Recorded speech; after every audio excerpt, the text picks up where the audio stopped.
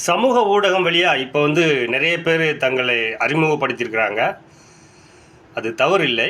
வந்து நீங்கள் மக்களுக்கு சொல்ல போகிற செய்தியோ இல்லை ஒரு நிகழ்ச்சியவோ எவ்வளவு தூரம் அவங்களுக்கு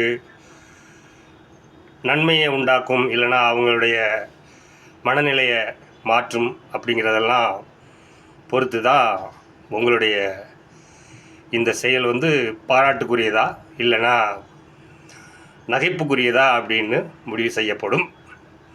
அந்த மாதிரி நிறைய பேர் இருக்காங்க. இப்போது அவங்கள பற்றியெல்லாம் நான் பேச வரல. இப்போ நான் ஒருத்தர் அந்த ஜல்லிக்கட்டு போராட்டத்தப்போ ஒரு பொண்ணு ஜூலி அப்படிங்கிறவா, அவள் என்னமோ என்னன்னே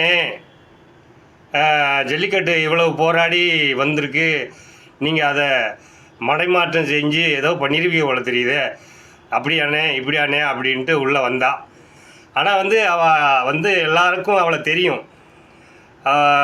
அந்த ஜல்லிக்கட்டுக்கு அப்புறம் பிக் பாஸுங்கிற நிகழ்ச்சி, அதுக்கப்புறம் 2-3 படம். அப்போ அந்த படத்துலலாம் நடிச்சிட்டு விஜய் விமர்சித்த உடனே விஜயோட ரசிகர்கள் அவளுக்கு எதிராக பதிவை போட்டிருக்காங்க. அப்போ அதுக்கு பதில் கொடுக்குறப்போ அவள் என்ன சொல்கிறான், எனக்கு அந்த படத்தில் அவன் புருஷன், இந்த படத்தில் இவன் புருஷன், இப்போ இவன் புருஷன், இப்போ அவன் புருஷன் அப்படின்னு தர ரேஞ்சுக்கு ஒரு வீடியோ பதிவு போட்டா.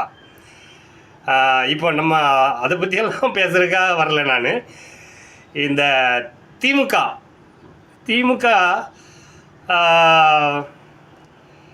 இப்போ ஆட்சியில் இருக்கக்கூடிய கட்சி.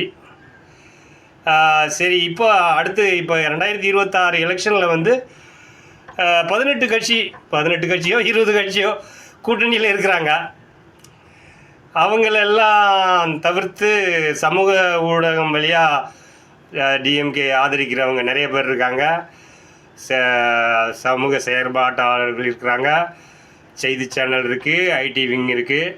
அதையெல்லாம் தாண்டி இந்த மூதேவியும் இப்போது நான் அந்த சாமி படத்தில் ஒருத்தன் சொல்லுவான்ல, நான் தீக்குளிப்பேன்டா, இப்போ தீக்குளிப்பேன் அப்படின்னு, அது மாதிரி இவன் வாலண்டரியாக வண்டியில் ஏறிட்டாளா இல்லை இவளையும் நம்பி இவங்க களத்தில் இறக்கி விட்ருக்காங்களா அப்படிங்கிறது தான் தெரியல. ஆனால் எப்படியோ, ஆனால் திமுகவுக்கு சின்ன இப்போது வர்ற செய்திகளெல்லாம் நிஜமாகிற மாதிரி பயம் வந்துருச்சோ அப்படிங்கிற அளவுக்கு இந்த மாதிரி ஆட்களெல்லாம் இறக்கி விட்டு, இது மாதிரி உங்களுக்கு மைனஸாக தான் இது ரிசல்ட் கிடைக்கும்.